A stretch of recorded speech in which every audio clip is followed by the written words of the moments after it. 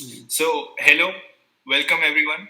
एक बार फिर से हमारे पॉडकास्ट में प्रभु कास्ट थियोलॉजी अनप्लग। आज का एपिसोड तीसरा एपिसोड है। इस एपिसोड में हम इंट्रोडक्शन नहीं देंगे क्योंकि आई थिंक पहले दो एपिसोड्स में हम अपने बारे में बता चुके हैं। तो आज सीधा हम टॉपिक पे जाएंगे। तो हमने पहले एपिसोड में डिस्कस किया था थियोलॉजी के बारे में कि थियोलॉजी क्या है, जिसमें हम समझे थे theology is application of word of God in the context of church. परमेश्वर के वचन को अपनी जिंदगी में लागू करना कलीसिया के कॉन्टेक्स्ट में। कॉन्टेक्स्ट का हिंदी नहीं मालूम मेरे को। संदर्भ। तो हाँ, संदर्भ में, राइट।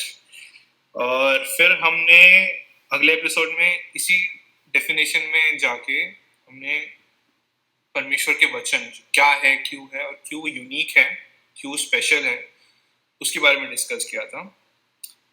लेकिन हम वचन में डिस्कस करते करते बीच में थोड़ा सा काइंड ऑफ टॉपिक गए थे वचन के इम्पोर्टेंस को समझाने के लिए।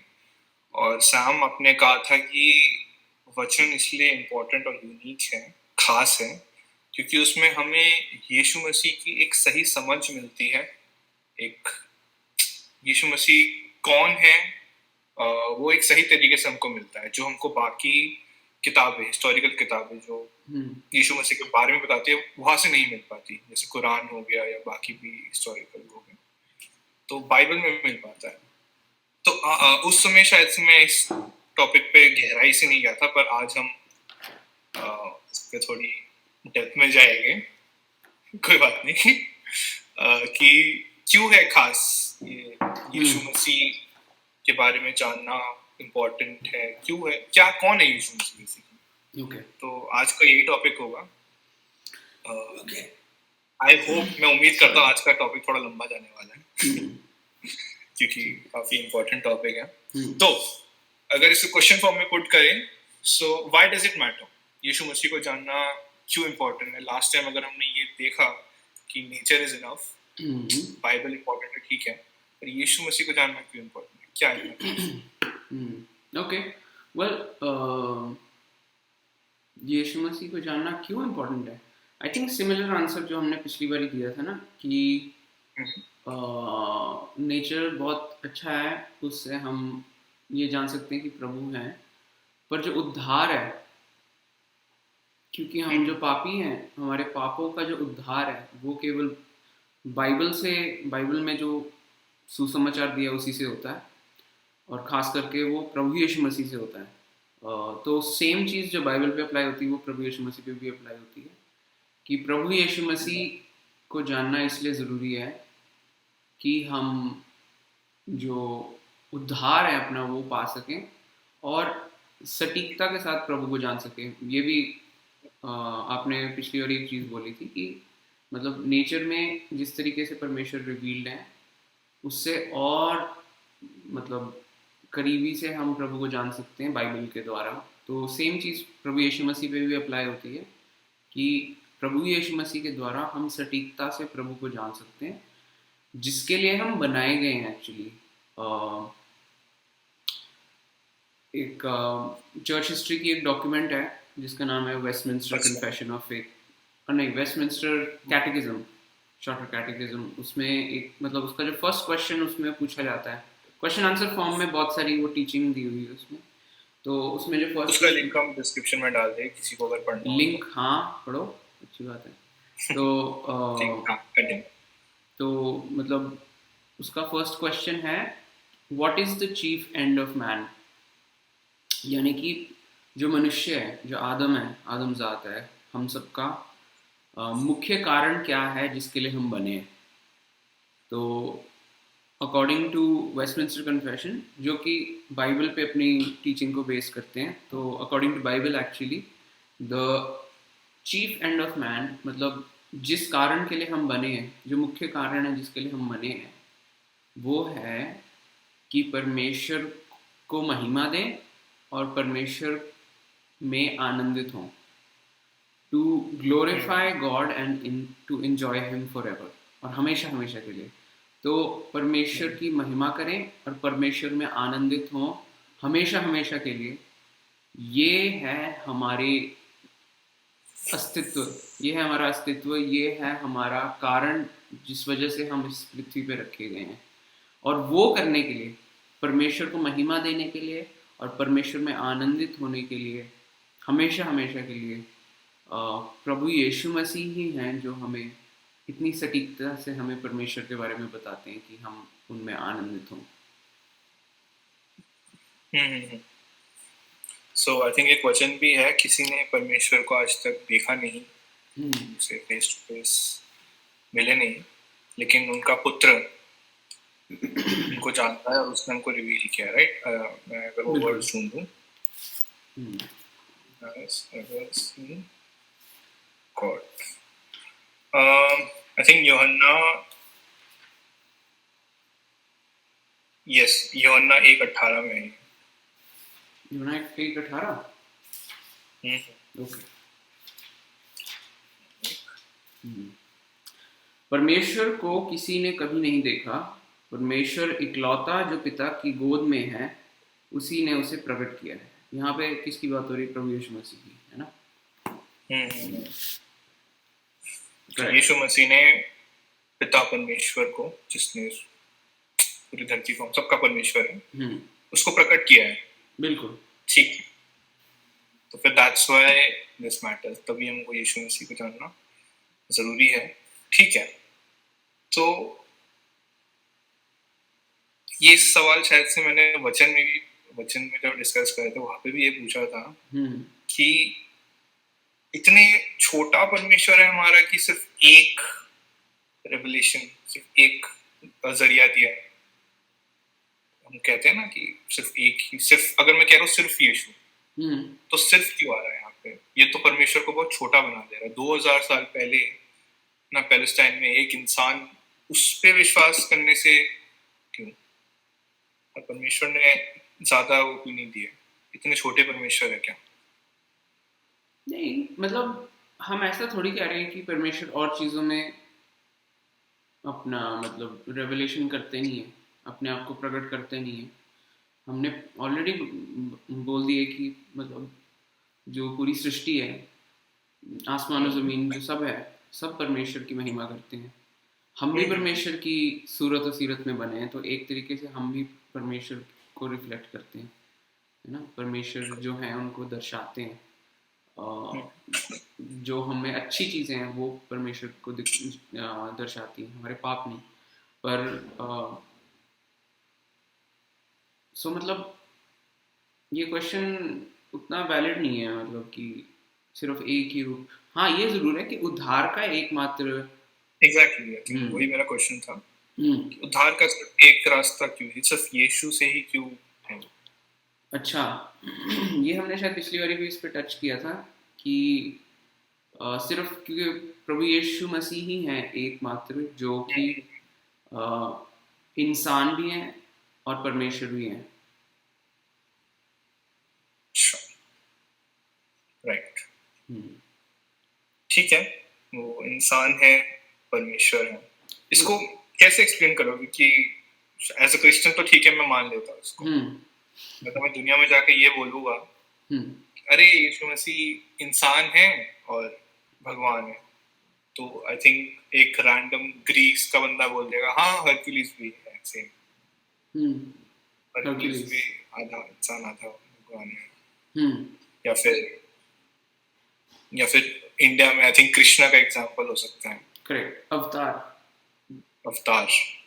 ना? तो अब दोबारा वही सवाल, क्या खास है यीशु में, क्या खास है? एक्चुअली मतलब बहुत बहुत इम्पोर्टेंट क्वेश्चन है ये मेरे हिसाब से, क्योंकि मेरा ये मानना है कि जो ये जो क्वेश्चन है that is actually one of the main questions to tell difference between जो मसीह धर्म है और जो अन्य धर्म है या कोई धर्म नहीं है, उनमें मुख्य जो अंतर है वो बताने के लिए ये क्वेश्चन बहुत इम्पोर्टेंट है। उसके लिए हमें थोड़ा जानना पड़ेगा कि मसीह धर्म के अनुसार ना केवल धर्म पर जो उसकी जो रियलिटी है उसकी अंडरस्टैंडिंग में और अन्य अन्य जो धर्म है या फिलॉसफी है उनकी अंडरस्टैंडिंग में बहुत एक मुख्य अंतर है। उसको आसान शब्दों में या मुश्किल शब्दों में पता नहीं, वो आप डिसाइड करिए जो भी सुन रहा है आसान था या मुश्किल था। समझा जाए तो दो व्यू ऑफ रियलिटी आपके सामने रखूंगा मैं।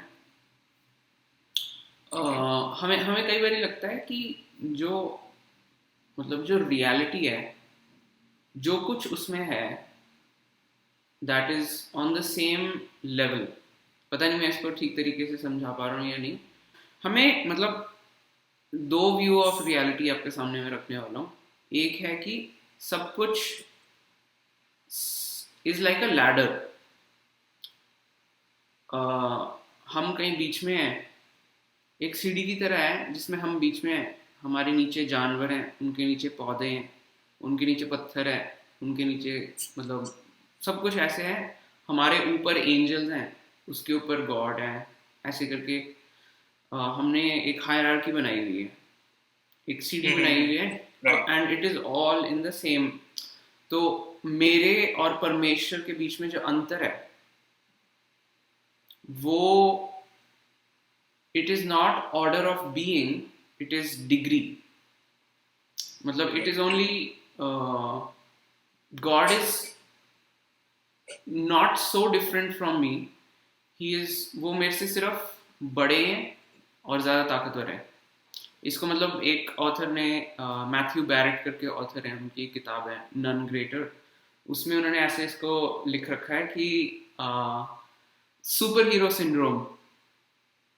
ठीक है, तो सुपर हीरो सिंड्रोम, तो सुपर हीरो सिंड्रोम का मतलब कि हमें लगता है कि परमेश्वर जो है वो सुपर हीरो की तरह है, लाइक हल्क और आयरन मैन, और may be not iron man क्योंकि आयरन मैन इज, हाँ सुपरमैन मूवीज वगैरह में जो फिलॉसफी यूज होती है वो यही वाला कॉन्सेप्ट है। शायद आई डोंट नो।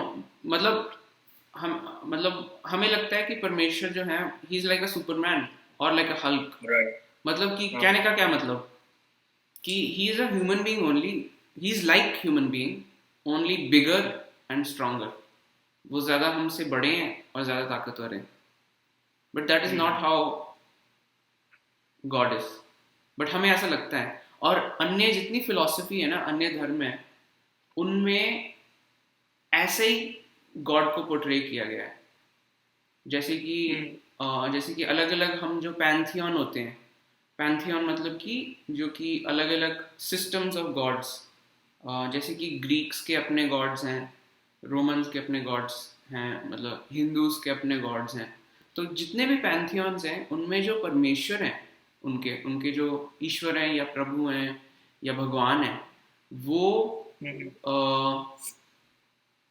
मतलब they are super humans actually, देखा जाए तो, है ना। मतलब उनके पास, किसी गॉड के पास बिजली की ताकत है, but they are like human beings only. वो सो रहे हैं, है ना, वो ट्रिप पे जा रहे हैं, कहीं घूम रहे हैं, रो रहे हैं, है ना, ये सब चीजें कर रहे हैं। They are like us only bigger and stronger. This is pagan view of gods. Pagan का मतलब ये डेरोगेटरी टर्म में नहीं मैं बोल रहा हूँ, मतलब अविश्वासी कोई भी हो या नॉन क्रिश्चियन हो, तो ये व्यू ऑफ गॉड उसमें रहेगा पक्का हमेशा। कोई I am happy to discuss particular example अगर आप देना चाहें। ये है अनबिलीविंग व्यू ऑफ गॉड। परमेश्वर को समझने की मतलब दृष्टि एक अविश्वासी स्टांस से ना। तो पर क्रिश्चियनिटी क्या कहती है, मसीह धर्म क्या कहता है? मसीह धर्म कहता है कि परमेश्वर पवित्र है, और पवित्र का मतलब होली, सेट अपार्ट। जो हिब्रू भाषा में जो जिसमें हम पुराना नियम लिखा गया है, उसमें मतलब जो वर्ड है होली, उसका मतलब है कि सेट अपार्ट, मतलब क्लास अपार्ट, जैसे कि हम बोलते हैं ना कि ऐड में भी आता है। पान मसाले की ऐड में आता है, क्लास अवार्ड, बट मतलब डिस्टिंक्ट, अलग है वो, अलग है। सो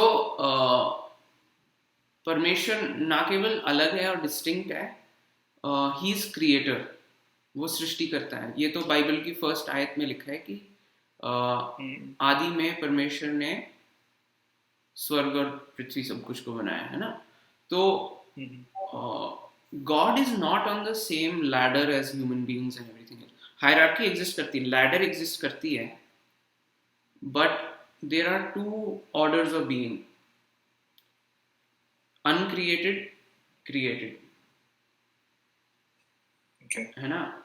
जैसे कि और क्रिएटेड में हेवन एंड अर्थ नहीं है ये नहीं मैं कह रहा हूँ कि यहाँ पे गॉड है और एंजल्स हैं और सब कुछ है, और यहाँ पे ह्यूमन बीइंग्स हैं और डीमंस हैं और पौधे हैं और जो भी है।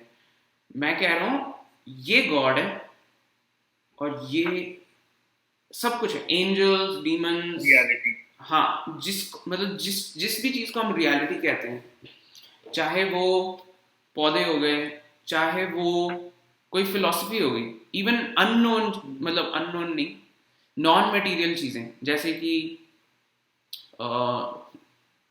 प्यार, मैथमेटिक्स, हाँ प्यार, देखो मैं प्यार की तरफ गया, तुम मैथ्स की तरफ गए है ना।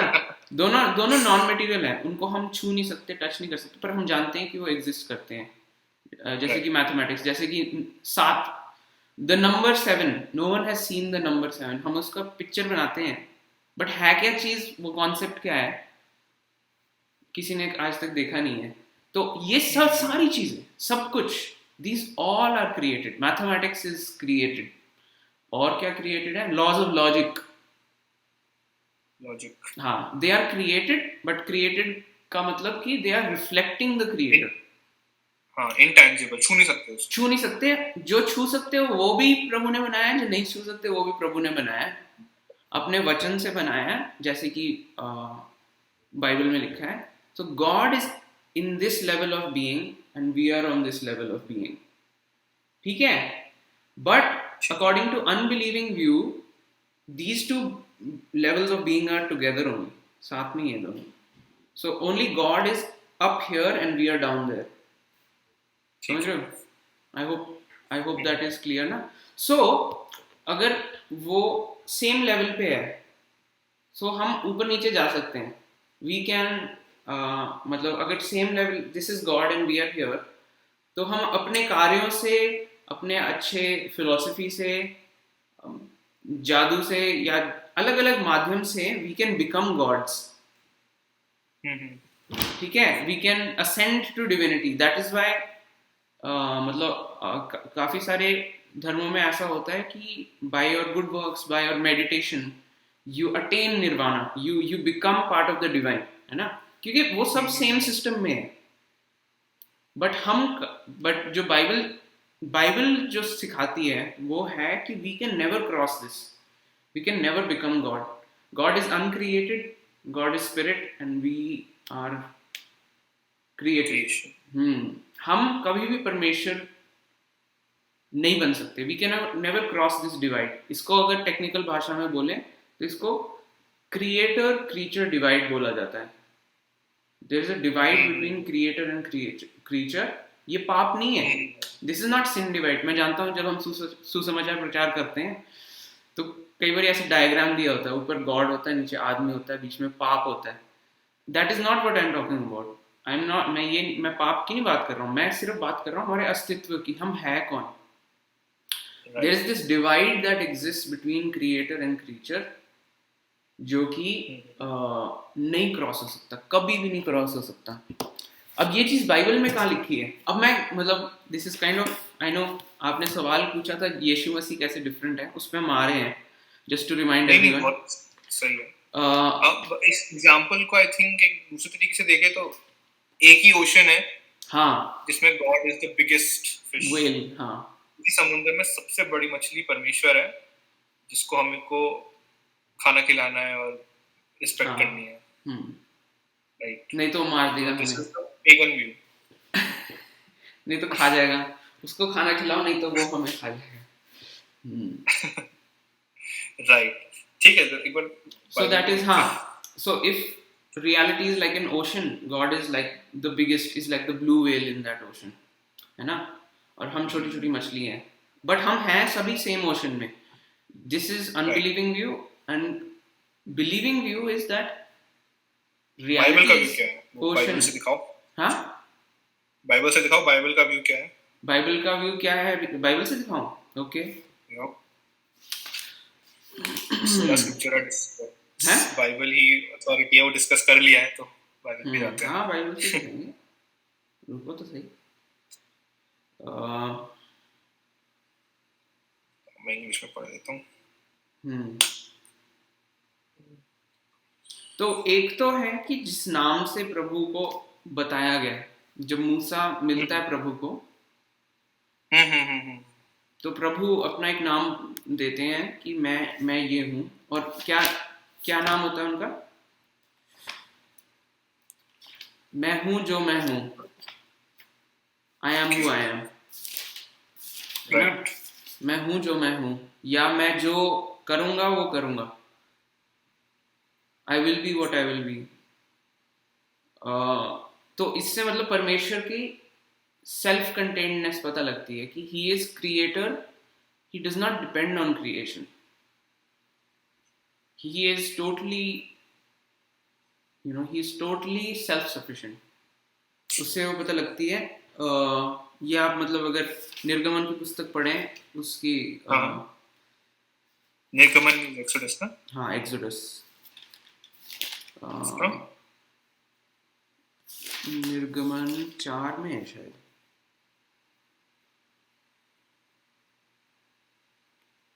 निर्गमन 4 में या 3 में है. सोर्स ऑफ सफिशिएंसी हेडिंग भी यही है. अच्छा. निर्गमन 3, 13 और 14. निर्गमन 3, 13 और 14. इंग्लिश में पढ़ देता हूँ, फिर हिंदी में पढ़ना. ठीक है. Moses said to God, "If I go to the Israelites and tell them, the God of your father has sent me to you, and they ask me, what is his name? What should I say to them?" God said to Moses, "I am that I am." And he said, "You must say this to the Israelites, I am has sent me to you." तब मूसा ने परमेश्वर से कहा, देख, यदि मैं इजरायलियों के पास जाकर उनसे कहूँ, तुम्हारे पूर्वजों के परमेश्वर ने मुझे तुम्हारे पास भेजा है, और वे मुझसे पूछें उसका क्या नाम है, तो मैं उनको क्या उत्तर दूं? परमेश्वर ने मूसा से कहा, मैं जो हूँ सो हूँ.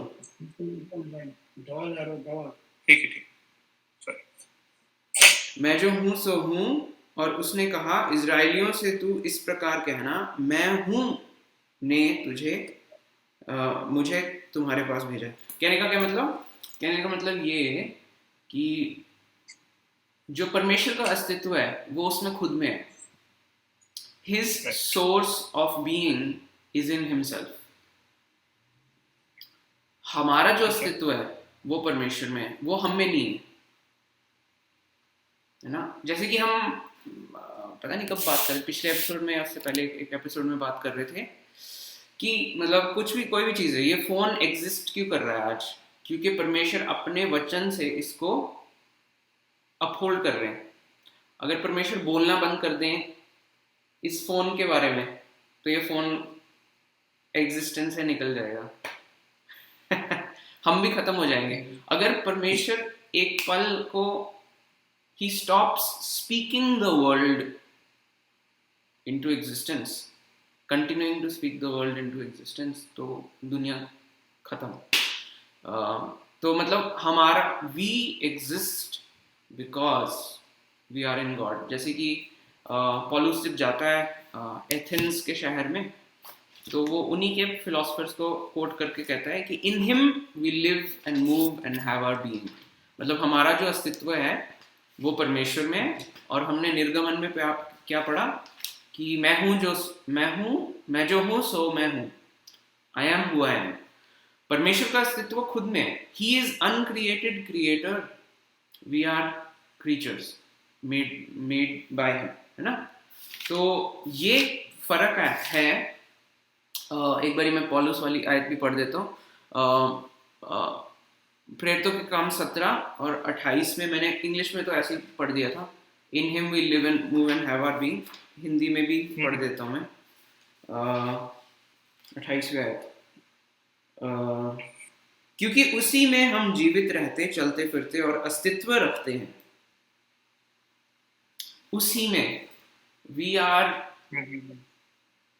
have our being, we have our existence in God, उनके बिना नहीं। और ये प्रभु भी कहते हैं अलग अलग जगह। आप साम्स पढ़ें या फिर यशाया की पुस्तक पढ़ें, भजन संहिता पढ़ें, उसमें अलग अलग जगह लिखा हुआ है। एक मैं आयत पढ़ रहा हूँ, पढ़ोगे डेस्मंड? बताओ कौन सी? यशाया 45:5, आइज़ाया 55:5। 55? Oh no, 45, sorry. आइज़ाया 45:5। 45:5 ठीक है। 45:5 ये कहता है कि I am the Lord, I have no peer, there is no God but me. I arm you for battle, even though you do not recognize me. Next part थोड़ा ठीक है क्या?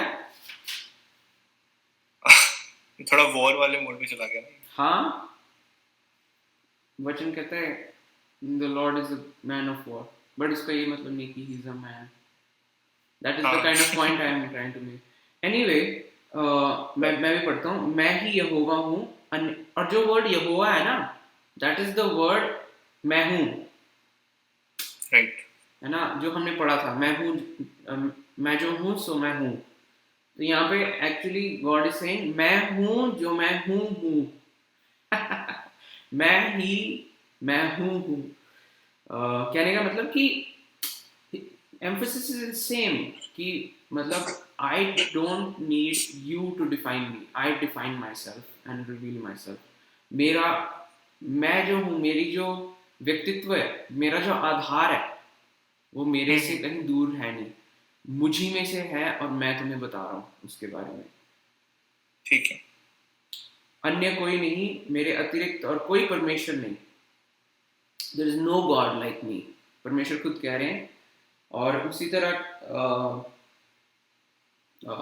एक चैप्टर आगे आ जाए, 46 चैप्टर, 46 चैप्टर में आए 9वीं आयत पे, तो यहाँ पे भी परमेश्वर सिमिलर चीज कह रहे हैं। पढ़ो। Remember what I accomplished in antiquity. Truly I am God. I have no peer. I am God and there is none like me. I have no fear या I have no peer? Peer. साथी नहीं है। हाँ। जो खाते हैं नहीं। हाँ? वो वाला peer नहीं। हाँ, मैं दूसरा वर्जन पढ़ देता हूँ। ESV में ये लिखा है, remember there is no for I am God and there is none other. Simple. There is none other. Hindi में पढ़ता हूँ, प्राचीन काल की बातें स्मरण करो जो आरंभ से ही हैं, क्योंकि मैं ही परमेश्वर हूँ, अन्य कोई नहीं। मैं ही परमेश्वर हूँ और मेरे तुल्य कोई नहीं, है ना? Right. तो God is declaring that He is the only one. और मतलब एक मैंने ये भी देखा है कि कई बारी ये जो बात होती है ना कि मैं हूँ, मेरे जैसा कोई नहीं है, that is often tied to creation. सृष्टि से हमेशा उसको लिंक किया जाता है। क्यों? क्योंकि परमेश्वर ही ने सृष्टि करी है और किसी ने ये सृष्टि नहीं करी है। जो हम देखते हैं, जो दुनिया बनाई है, किसी और ने नहीं बनाई। जैसे कि पिछले चैप्टर में आ जाओ, उसी में 45 में, 45 में और 18वीं आयत उसकी ना। ये कहता है 18वें में कि for thus says the Lord, who created the heavens, he is God, who formed the earth and made it, he established it, he did not create it empty, he formed it to be inhabitant. I am the Lord, there is no other. क्योंकि यहोवा जिसने आकाश को सृजा वही परमेश्वर है, जिसने पृथ्वी की को रचा और बनाया है, उसे स्थिर किया है और निर्जन रहने के लिए नहीं परंतु बसाए जाने के लिए बनाया है। वो यूं कहता है, मैं ही यहोवा हूँ, अन्य कोई नहीं। I am the only one who has being in end of himself, है ना। सो कोई भी टहलता हुआ आदमी या पत्थर या मूर्ति या जानवर या कोई डीमन, कोई भी टहलता हुआ परमेश्वर नहीं बन सकता। It is simply not possible for anyone to become divine, and which is essentially जो अविश्वासी जितने भी अंडरस्टैंडिंग ऑफ गॉड है, जितने भी भगवान है, वो सब they are like super humans, they are humans ascended. पर प्रभु यीशु मसीह कौन है? प्रभु Yeshu Masih is not a super human, but according to Bible प्रभु यीशु मसीह परमेश्वर है जो कि इंसान बने हैं। सो अवतार लिया है। सी अवतार वही चीज आ जाती है ना कि अवतार तभी बन सकते हैं जब there is a free flow in between, right, है ना। कभी ऊपर चले गए, कभी नीचे आ गए, कभी रूप चेंज करके नीचे आ गए, कभी वापस ऊपर चले गए।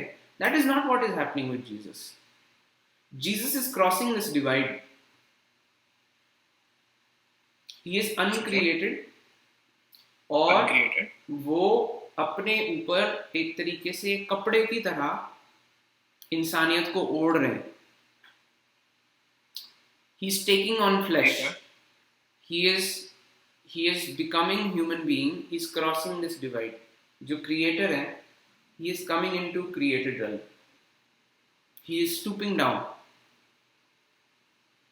And when और वो change नहीं हो रहे। जब हम बोलते हैं कि किसी भगवान ने अवतार लिया इंसान का, तो हम मानते हैं कि उसने रूपांतरण कर लिया अपना, है ना। He was God and then उसने अपने कान छोटे कर लिए, अपना रूप छोटा कर लिया, है ना, अपना रंग बदल लिया स्किन का शायद, है ना, अपने कपड़े बदल लिए और वो इंसान बन गया। इस बेसिकली, अरे वो कौन सा वाला है, एक एक्समैन में होता है ना मिस्टीक तो वो चेंज कर लेती है अपना रूप, कुछ कोई भी बन जाती है। So that is the notion of अवतार। पर जो देहधारी का कॉन्सेप्ट है बाइबल में ना, कि इनकारनेशन या फिर जो वचन हम में देहधारी हुआ, वचन मतलब परमेश्वर, जो पढ़ेंगे हम जॉन 1 अच्छे से पढ़ेंगे। ठीक है। तो जो वचन है वो देहधारी हुआ, उसका जो कॉन्सेप्ट है वो मतलब रूप, सिर्फ वो उसने अपना फॉर्म नहीं चेंज किया लाइक अ ट्रांसफॉर्मर, है ना, ट्रक से कोई मैकेनिकल रोबोट बन गया, ऐसे नहीं। He added to himself human nature. उन्होंने अपने ऊपर एक ह्यूमन नेचर ऐड किया and he didn't stop being God. तो क्रिश्चियनिटी में ये नहीं है कि वो आधा इंसान आधा परमेश्वर है।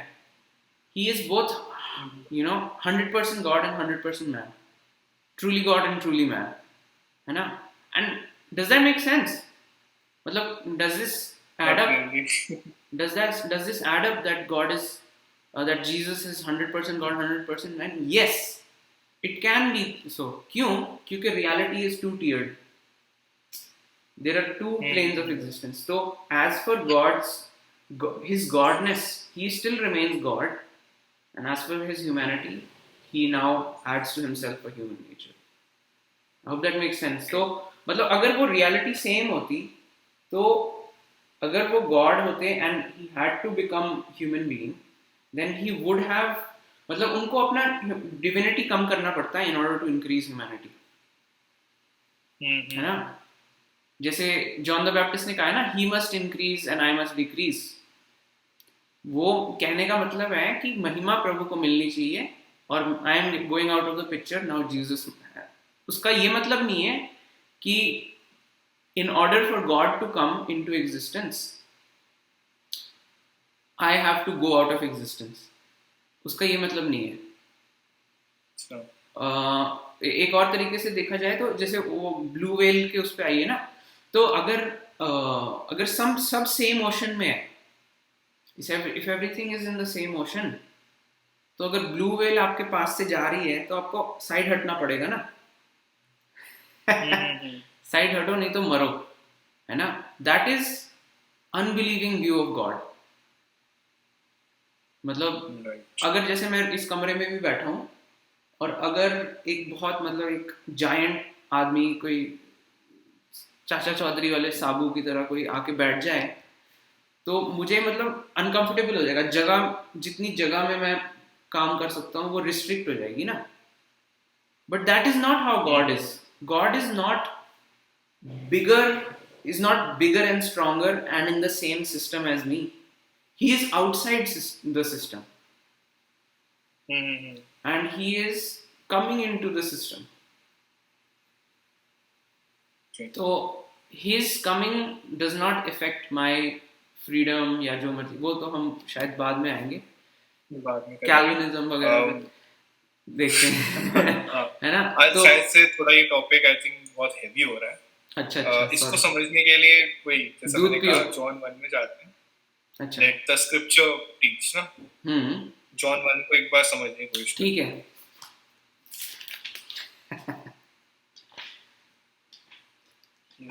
कि हाजमोला 200% वाली चीज, हैं? ये 200% वाली चीज समझना आई थिंक इतना इजी नहीं है। इंक्लूडिंग अस। आता रहेगा। ओके, सो जॉन 1 पढ़ना है? हाँ, मैं इंग्लिश में पढ़ देता हूँ। 1 2 3 पढ़ना है। All things were made. हाँ, 3 पढ़ते हैं। हाँ, 3 1 2 3 और फिर उसके बाद आई थिंक 17 ना, 17 या 14 है शायद। हाँ, 14। ओके, ठीक है। 1 2 और 14 पढ़ते हैं। 1 2 और 14, 1 2 3 और 14। हाँ, सॉरी, 1 2 3 14। ठीक है, मैं पढ़ता हूँ इंग्लिश में, फिर मैं पढ़ेंगे। In the beginning was the Word, and the Word was with God, and the Word was God. He was in the beginning with God. All things were made through him, and without him was not anything made that was made. 17 में ये कहता है, sorry 14 में, कि and the Word became flesh and dwelt among us, and we have seen his glory as of only Son from the Father, full of grace and truth. Nice. Hindi में 1 2 3 और 14। आदि में वचन था और वचन परमेश्वर के साथ था और वचन परमेश्वर था। यही आदि में परमेश्वर के साथ था। सब कुछ उसके द्वारा उत्पन्न हुआ और जो कुछ उत्पन्न हुआ है उसमें से कुछ भी उसके बिना उत्पन्न न हुआ। 14th वर्स, 14वीं आयत। और वचन जो अनुग्रह और सच्चाई से परिपूर्ण था देहधारी हुआ और हमारे बीच में निवास किया। एक और वर्जन में लिखा है हमारे बीच में डेरा डाला, निवास किया, और हमने उसकी ऐसी महिमा देखी जैसी पिता के इकलौते की महिमा।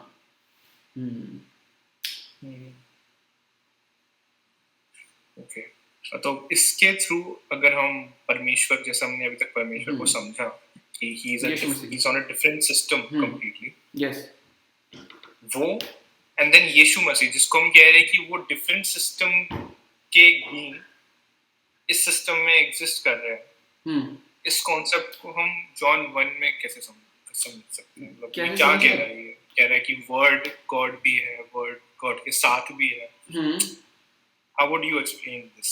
How would I explain what? कि John 1 2। So जो वचन की बात हो रही है, आदि में जो वचन था, ये जो वर्ड है, that is talking about Jesus Christ, but not as human being,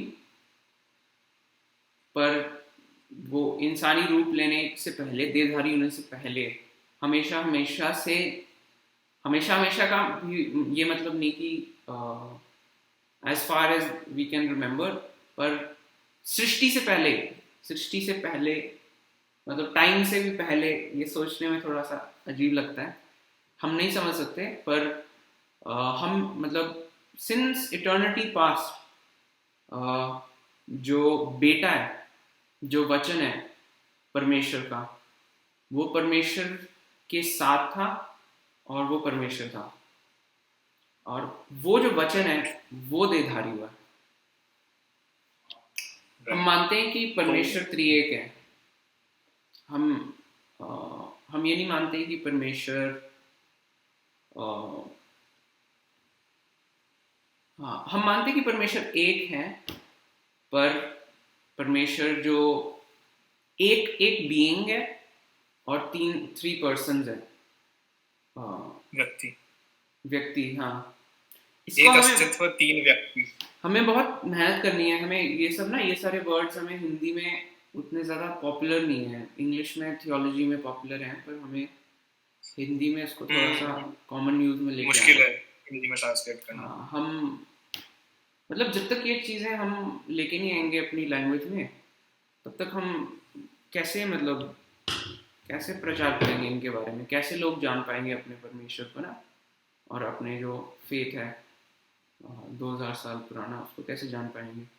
but anyway the understanding is, मतलब आई डोंट नो डेस्मंड, अगर if you want to talk about Trinity अभी, पर हम ये मानते हैं कि जो सेकंड पर्सन ऑफ ट्रिनिटी है, जो कि वचन है, जो वर्ड है, he is the one who became human, who took upon himself flesh। ये गाने में भी हम गाते हैं, हार्क द हेरल्ड, आपने सुना होगा ना, हार्क द हेरल्ड एंजल सिंग, मैं निकालता हूँ वो, सॉरी, हिंदी में जानते हो, सुना आसमानी फौज शरीफ? नहीं। सुना आसमानी फौज शरीफ, रब की करते हैं तारीफ। एक मिनट में निकालता हूँ, उसमें एक आयत है, उसमें बहुत ब्यूटीफुली लिखा हुआ है इसके बारे में। चलो। Glory to the newborn King। वाला सुना। अरे नहीं काम कर रहा,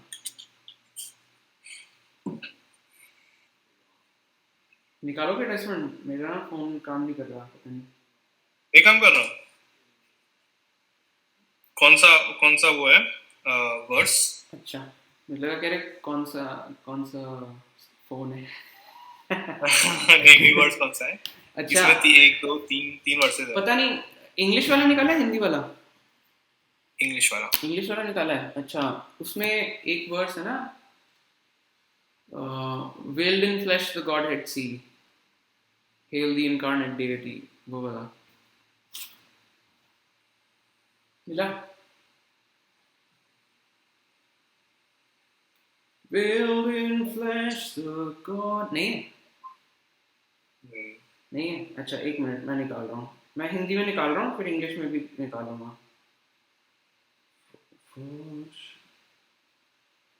मिल गया।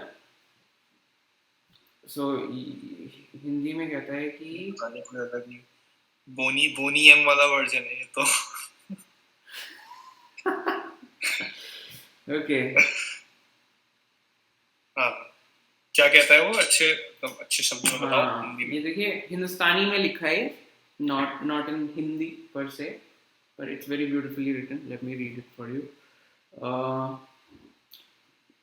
जो महमूद आसमानों का, जो माबूद ज़मीनों का, हो कुंवारी से मौलूद, जिस्म में अब आ मौजूद, वह मुजस्सम है कलाम, ए खुदा इंसान सलाम, पहना आदम की लिबास, है खुदा हमारे पास। ओके, सो बेसिकली यही क्या है जो जॉन 1 में द वर्ड जो कि गॉड है, गॉड के साथ है, उसने आदम का लिबास आदम का कपड़ा ओढ़ लिया, इंसानियत he is clothed himself in, जैसे कि वो इन क्राइस्ट अलोन गाना भी है, उसमें भी हम गाते हैं, in Christ alone who took on flesh, fullness of God in helpless babe, है ना? काफी सारे गाने हैं, मेरे को भी इतने सारे गाने याद आ रहे हैं, but let's stick to the Bible. तो मैं एक्चुअली फोकस करना चाह रहा था, मतलब मेरे क्वेश्चन पूछने का मकसद ये था कि हम वर्ड पे फोकस करें। जो वर्ड है ना, word, the word, yes, the word. So क्या मतलब है इसका कि परमेश्वर वर्ड है और वर्ड परमेश्वर के साथ भी है। ट्रिनिटी को टच किया है वैसे, बट स्टिल अगर इस पे थोड़ा पूछ सके, क्योंकि हम आज जीसस के बारे में डिस्कस कर रहे हैं। चलो और यहाँ बताओ वर्ड, मैं बताऊँ? अच्छा, फाइनली सैम, मैंने वही सोच रहा था सैम को क्या हो गया। अच्छा, ऑनेस्टली बोलूँ तो ज्यादा कुछ है नहीं मेरे पास बोलने के लिए वर्ड के बारे में। क्योंकि वचन सीधा अगर ये बताता है कि in the beginning was the word, कि परमेश्वर का वचन परमेश्वर के साथ, परमेश्वर का वचन था और वो वचन ही परमेश्वर था, वो परमेश्वर के साथ था। मैं रिपीट कर रहा हूँ बेसिकली जो है। और फिर कह रहा है कि वही वचन इंसान बन गया। इंसान बना नहीं, इंसान का देहधारी हो गया।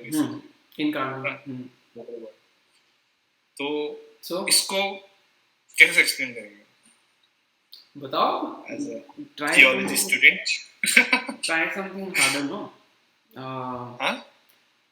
नहीं, थोड़ा मतलब, सो वर्ड इज देयर। जो हम कह रहे हैं कि जो वचन है और जो परमेश्वर है वो एक दूसरे से डिस्टिंक्ट भी हैं एंड एक मतलब they are one also. How come this is the case? अलग भी है और एक भी है। हाँ, इसको कैसे समझेंगे? अभी मेरे को एक्सप्लेन करना नहीं आ रहा। सो मतलब एक चीज हम मतलब this is no explanation, but इसको हम समझ सकते हैं कि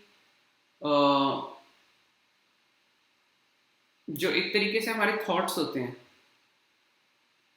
ठीक है, और जो मतलब अभी देखो, जैसे मेरे को अभी तो मैं अपने मम्मी के पास नहीं हूँ, बट अगर मुझे मन कर रहा है पराठे, मतलब आलू के पराठे खाने का, तो पहले मेरे में थॉट आएगी कि आलू के पराठे खाने हैं। फिर मैं क्या बोलूँगा, मम्मा आलू के पराठे बना दो, है ना? So there is thought and there is word. तो एक तरीके से वो दोनों वन है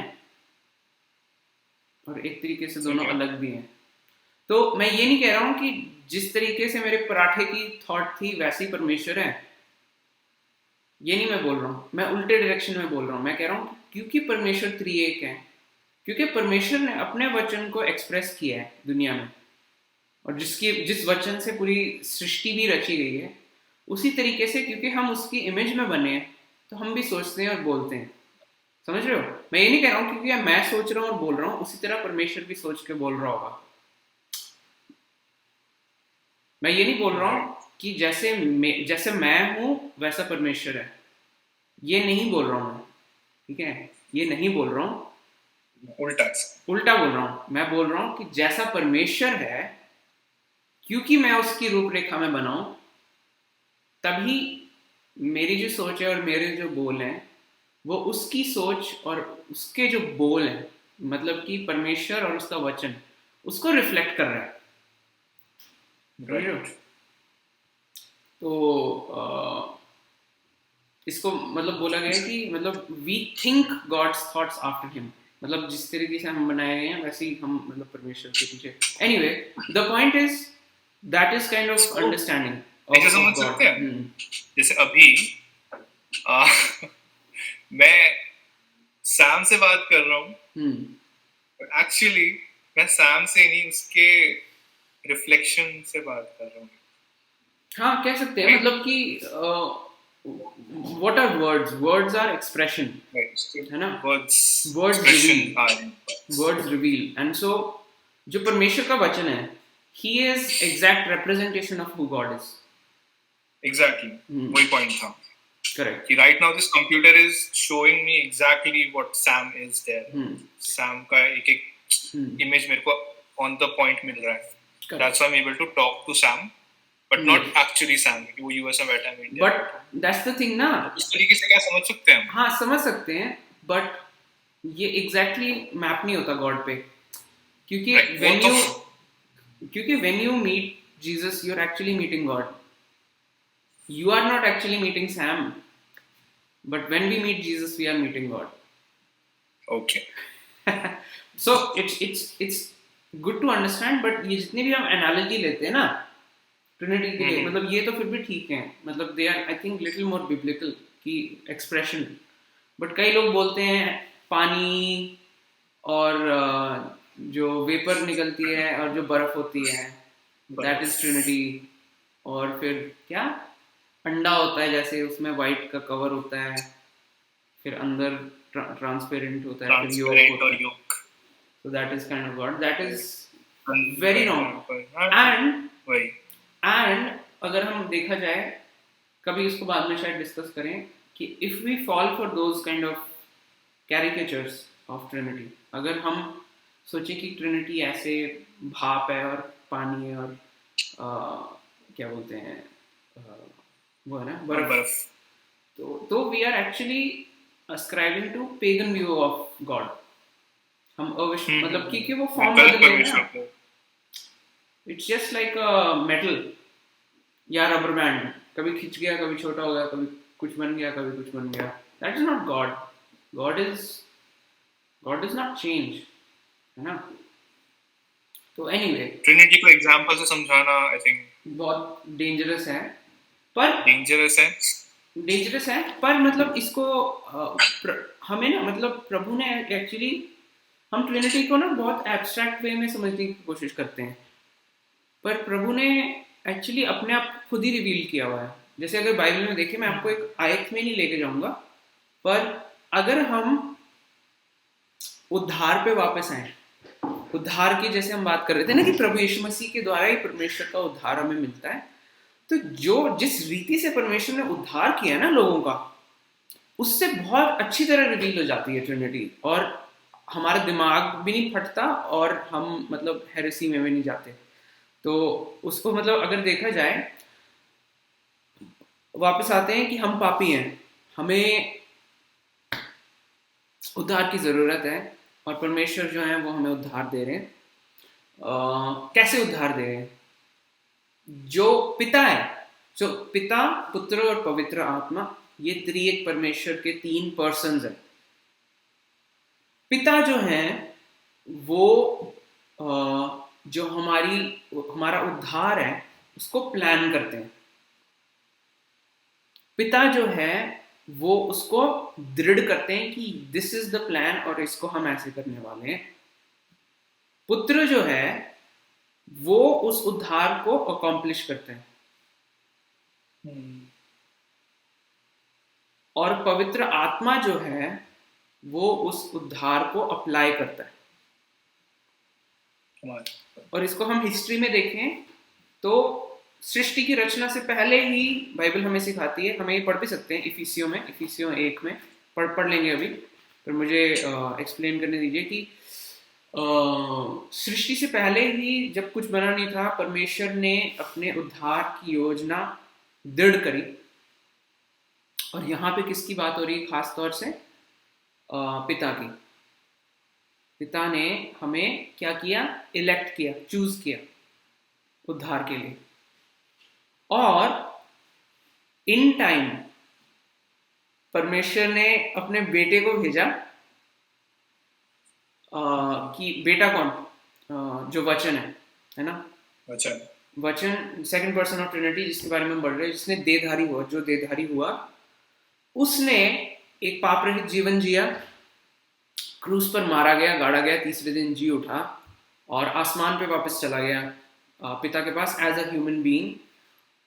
अपनी मृत्यु, अपने मारे जाने, गाड़े जाने और जी उठने के द्वारा उसने हमारे पापों का भुगतान किया, अकॉम्प्लिश कर ली सैल्वेशन. उसने खत्म, मतलब कुछ नहीं करना. एक्चुअली डेस्मंड ने मुझे मैसेज किया था कल कि हम क्राइस्ट अलोन पे बात करेंगे. हमने उस पर करी नहीं, पर अभी शायद क्राइस्ट अलोन पे वापस आ गया टॉपिक. नहीं जरूरी है ये समझना शायद से। हाँ, but this is Christ alone actually. I think next topic वही होना चाहिए। हाँ sorry, I think Trinity next topic वही होना चाहिए, ट्रिनिटी, क्योंकि काफी हद तक एक्सप्लेन कर ही दिया। नहीं, मेरा कहने का मतलब है कि this is actually Christ alone. अगर आप रेफॉर्मेशन की वो स्लोगन से फेमिलियर हैं तो रेफॉर्मेशन में बाइबल की टीचिंग जो सिखाई गई कि क्राइस्ट अकॉम्प्लिशेस सैल्वेशन, मतलब कुछ और करने की जरूरत नहीं आपको, है ना। असाइड की क्राइस्ट अलोन भी हो गया तुम्हारा। आई थिंक ये मेरा पहला क्वेश्चन आंसर करता है कि क्राइस्ट ही क्यों, क्राइस्ट की स्टार्टिंग से यही प्लान था गॉड। हाँ, गॉड हैड दिस प्लान। उन्होंने नियुक्त किए उद्धार, हमें इलेक्ट किया, हमें ठहराया उद्धार के लिए, सही टाइम पे प्रभु यीशु मसीह को भेजा कि वो हमारे पापों के लिए मरे और जी उठे। उस सारे मतलब उद्धार सिक्योर हो गया, उद्धार has been accomplished, Satan has been defeated, and जैसे प्रभु यीशु मसीह क्रूस से कहते हैं कि पूरा हुआ, इट इज फिनिश्ड, कुछ और नहीं करने की जरूरत है। तो फिर अब क्या करने की जरूरत है? जब कुछ और करने की जरूरत नहीं, अब क्या करने की जरूरत है? जो पवित्र आत्मा है, प्रभु यीशु मसीह के आसमान पे लिए जाने के बाद वो पवित्र आत्मा भेजते हैं कि जो उद्धार उन्होंने हमारे लिए अकॉम्प्लिश किया है उसको पवित्र आत्मा अपनी कलीसिया में अप्लाई कर पाए, है ना।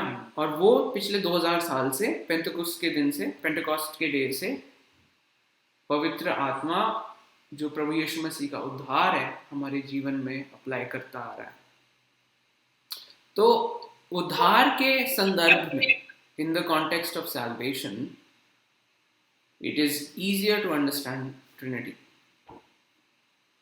बट फिर भी मतलब दिमाग फटता है, मतलब जितना इसको सीखो और मतलब लगता है कि ट्रिनिटी तो शायद से हम सीखते रहेंगे। यस, तभी परमेश्वर ने हमें हमेशा के लिए बनाया, क्योंकि हमें हमेशा लग जाएगी परमेश्वर को जानते।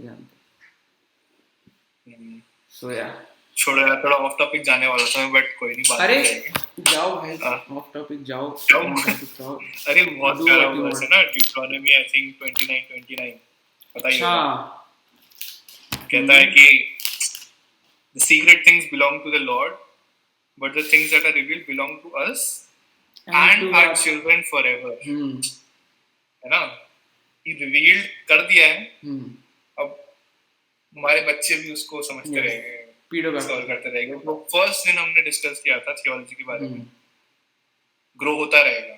Yes, right, पीडो baptism.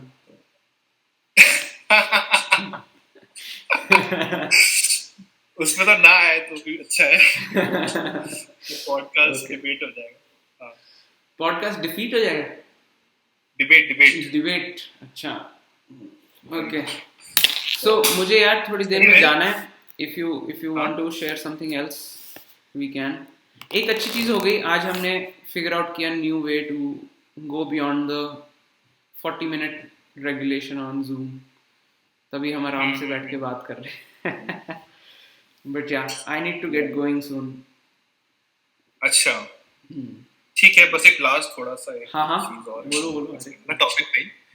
तो हमने ट्रिनिटी पे डिस्कस कर लिया क्योंकि इम्पोर्टेंट था ट्रिनिटी को एटलीस्ट बेसिकली समझना, यीशु के यूनिकनेस को समझने के लिए। यस, और हमने गॉस्पेल को भी समझा, बट मेन आज का जो पर्पस था is to understand two natures of Christ. Oh really? Yeshu पूरी तरीके से इंसान, पूरी तरीके से परमेश्वर है। आई थिंक ट्रिनिटी से बहुत हेल्प मिलती है ये चीज। ये सब टुगेदर रहती है चीजें ना, इसको आइसोलेशन में हम आगे भी इसको कंटिन्यू करेंगे इस टॉपिक को। आई थिंक टाइम थोड़ा ज्यादा हो गया, बट जरा इस पर टच कर सके। टू नेचर्स, हाँ, मतलब ये उसी से फॉलो होता है, क्योंकि God is on another plane of existence as us, creator plane. So जब प्रभु इंसान बनते हैं, he doesn't stop being God. वो मतलब he is not removing himself, मतलब वो अपने से कुछ निकाल नहीं रहे हैं ताकि वो इंसान बने। It is he is adding himself a human nature, वो डेवलप कर रहे हैं, है ना, एक तरीके से. And that does not mind bend because there are two planes of existence, है ना, क्योंकि परमेश्वर अपने रेल्म पे वो गॉड ही है. जो वचन है वो परमेश्वर है, जैसे कि यूहन्ना 1:1 में लिखा है, जो वचन है वो परमेश्वर ही है. पर वचन अब देहधारी होने के कारण एक सच्चा ह्यूमन नेचर अपने ऊपर ले रहा है. अब इसका मतलब ये भी नहीं है कि सिर्फ हमने बोला, ऐसे हमने वर्ड यूज किया था कि कपड़ा एक तरीके से एक लिबास ओढ़ रहे हैं. उसका ये मतलब नहीं है कि मतलब it's a human shell with a divine person inside it, है ना. मतलब वो बाहर से इंसान लग रहा है, देखने में इंसान लग रहा है, पर है एक्चुअली में परमेश्वर. ये नहीं कह रहे हम ये कह रहे हैं कि वो एक्चुअल में ह्यूमन बीइंग बना. मतलब एक्चुअली में एक लड़की के कोख में पैदा हुआ, बड़ा, right from a foetus, and became, जन्म लिया, खाया पिया, पसीने में धूप में काम किया, है ना, उसने दुख सहा.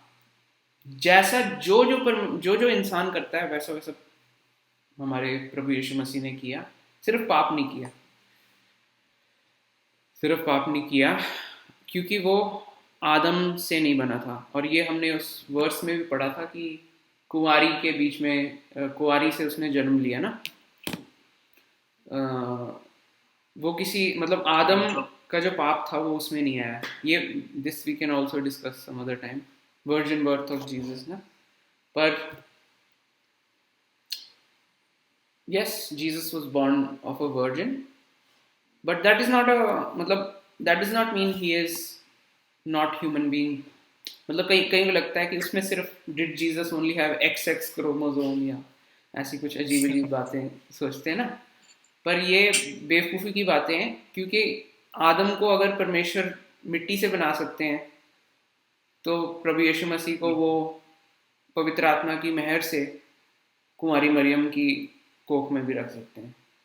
तो लोग ये भूल जाते हैं कि परमेश्वर ने सब कुछ अपने वचन से बना दिया, तो अपने वचन को इंसान क्यों नहीं बना सकता, है ना.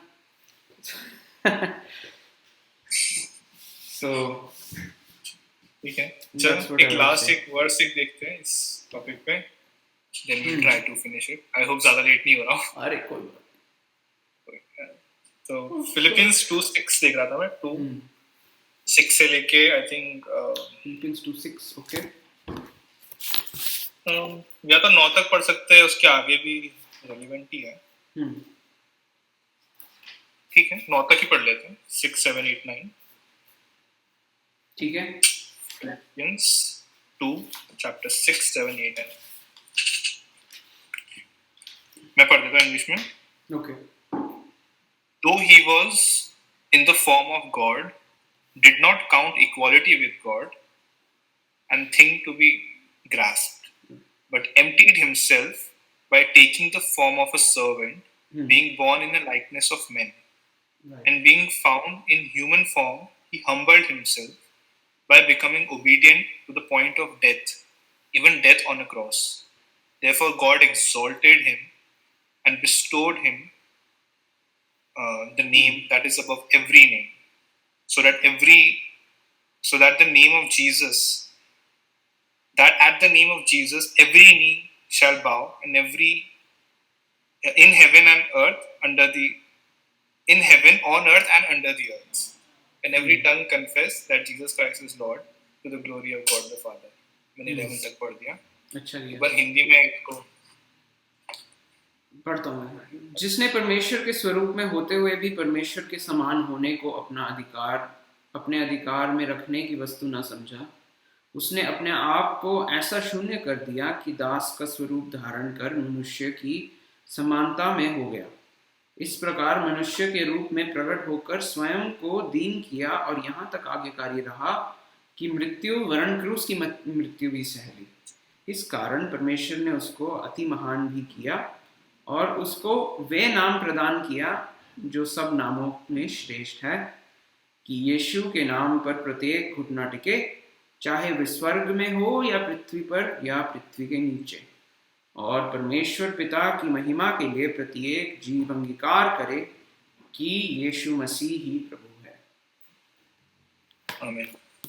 सो जस्ट टू कंक्लूड, आज जो भी हमने डिस्कस किया है कि लास्ट टाइम से लेके अगर चले तो जीसस, उसके बारे में हमने ये जाना कि पूरी तरीके से ही जो हमने डिस्टिंक्शन हुआ ना, he is completely different. So Jesus यहाँ पे भी है, right, and through incarnation, yes, देहधारी होने के कारण, right, so basically he is right mediator. तभी हम उनको लास्ट टाइम हमने जो वर्ड डिस्कस किया था, बिचवाई, राइट, तभी वो बन सकते हैं क्योंकि पूरी तरीके से इंसान है, तो वो एज ए इंसान का रिप्रेजेंटेटिव बन सकते हैं। पूरी तरीके से परमेश्वर है, इस वजह से हमारे लिए वो परमेश्वर का क्रोध सहन कर सकते हैं और एक गॉड का वो बन सकता है, रिप्रेजेंटेटिव, गॉड का इमेज बेसिकली। ही कैन, मतलब परमेश्वर को हमें दिखा सकते हैं और हमें परमेश्वर के पास लेके जा सकते हैं। एग्जैक्टली। तो दिस ड्यूअल नेचर बहुत इम्पोर्टेंट है, नेसेसरी है इंसानों के उद्धार के लिए या एग्जिस्टेंस के लिए बोल लो। तभी ओनली क्राइस्ट, तभी सिर्फ यीशु, एंड कोई और दुनिया में ऐसा कोई मैथोलॉजी भी नहीं है जो इस चीज को समझा सके, इसका एक ऑल्टरनेटिव बना सके। करेक्ट। और क्योंकि ये चीज हमको सिर्फ बाइबल में दिखती है, दैट्स व्हाई ओनली बाइबल, और हम आगे और भी ओनलीज में बात करेंगे। तो आज के एपिसोड में इतना ही। लास्ट टाइम हमने जैसे कहा, प्लीज अपने लोकल चर्च का पार्ट बने, बी एक्टिव देयर, और हमारे इस वीडियो को अगर अच्छा लगे, अगर आपको हेल्पफुल लग रहा हो कि चीज़ें ज़्यादा समझ में आ रही है और आप थियोलॉजी में ग्रो कर पा रहे हैं, तो प्लीज़ हमको भी सपोर्ट करें बाय लाइकिंग, शेयरिंग, ताकि ज़्यादा लोगों तक पहुंच सकें। Anything else, Sam? I think मतलब आप अगर कुछ कहना चाहते हैं हमसे तो कमेंट्स में भी डाल सकते हैं। और राइट, ये मैं हर बार भूल जाता हूँ। अपने क्वेश्चंस प्लीज कमेंट्स में डालें ताकि हम उसके ऊपर जा सकें। अगर मन करेगा तो हम उन पे डिस्कस करेंगे। अगर हमारे मन करा तो उन पे भी डिस्कस करेंगे। ट्राई नहीं दिया कुछ। ओह सॉरी, मैंने कहा अगर मन किया हमारा तो हम शायद उन क्वेश्चंस को डिस्कस करें। शायद, ओके। और एक और चीज, if I can just say, अगर मतलब आप ऐसी जगह हैं जहाँ पे लोकल चर्च नहीं है, तो मतलब how to find local church या जैसे, तो I would encourage you prabhucast@gmail.com पे हमसे कांटेक्ट करें, और देखते हैं if we can connect you to some congregation. Local church बहुत जरूरी है। राइट, बिल्कुल, उसका कोई ऑल्टरनेटिव नहीं है। ये प्रभुकास्ट कोई भी ऑनलाइन टीचर उसका ऑल्टरनेटिव नहीं। सो बस यही एनकरेजमेंट देना चाहूँगा। आज का डिस्कशन आई थिंक बहुत फ्रूटफुल था, बहुत अच्छा डिस्कशन, क्योंकि 40 मिनट्स का वो नहीं था। हाँ, लिमिटेशन नहीं था। सो थैंक यू जितना ने देखा। हाँ, जो यहाँ तक पहुँच गए एंड तक, उनको congratulations, and we will see you in the next episode. Yeah, thank you. Bye bye. Thanks a lot. See you, Desmond. See you, bro.